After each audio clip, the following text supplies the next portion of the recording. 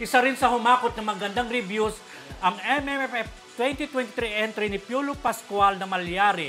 Ano naman kaya ang nararamdaman niya sa nag-uumapo ng suporta mula sa fans? Sa unang araw pa lang ng show nito, sold out na agad sa ilang sinihan. At number 2 ito, base sa chismis ha. Yon. Oo, pangalawa ito sa top crosser. Roll BTR.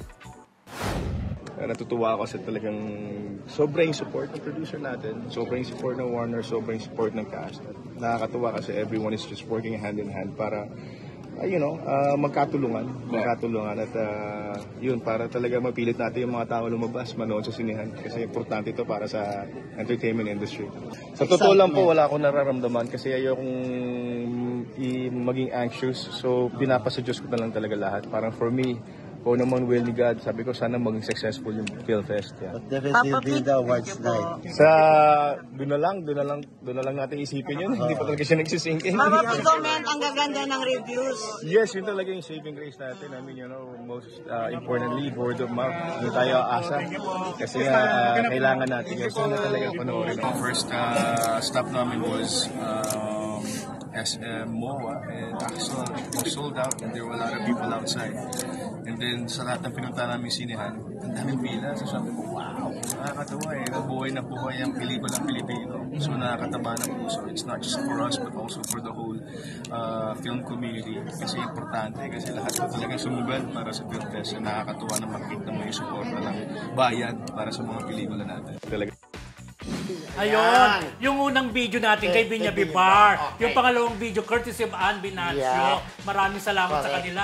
I Am Friendship, yung pong interview ni Ann Binancio, yun yung surprise visit ni Papa P doon sa showing ang pelikula niyang Malyari. Talagang ang daming tao puno. Sa Cinema 5 ng North EDSA. Ang daming tao puno, kaya top 2 siya. Ay, pangalawa talaga. Nalilito ko ng friendship. At nakakatulong. Yes, nakakatulong talaga kasi nung si Papa P, hindi na si Papa P ha, marami talaga ang umikot talaga sa mga sinihan. Nakita rin namin si yung Pokwang at saka si si Badet. Walang pakialam doon. Basta ganito, friendship, ganito yun na. Ganito, di ba ang Vilma Boyet, nag-theater tour, di ba? So mahiya ka naman sa sarili mo na kung yung mga big star nga, yung mga veteran star talaga nag-theater tour, umiikot. Ikaw ba, paano ka lang dyan na hindi mag-theater tour, di ba? Hindi, I mean, dapat, halimbawa, sina Piolo, sina Alden, sina Sharon, nag-theater tour. Si Alden nag-theater tour. Pero malaking tulong yun para mas panood. Kasi ang nangyayari pa, pupunta sila sa yung bilihan ng tickets, nakita ko kay Ate B, pumunta sila din, nagbebenta. Si Alden, nagbebenta rin, di ba? Sharon, di ba? Sharon, oo. Pero alam mo, friendship, hindi kaya yung mga artista parang pagod na pagod sila sa Metro Manila Film Festival. Ang daming activities eh. Pero parang feeling ko ito yung supporta nila para bumalik talaga yung mga tao sa sinehan. Si Papa P, parang umpisa pa lang ng promo, makita mo kung saan hanggang Cebu, hanggang kung saan lugar, di ba? Hindi kaya next year, ayaw na niyang gumawa dahil pagod na pagod na siya. Ewan ko lang Even Ate V, di ba nagkasakit pa? Pero kahit si Dingding at si Marian Pen, kung saan sa probinsya umikot din sila.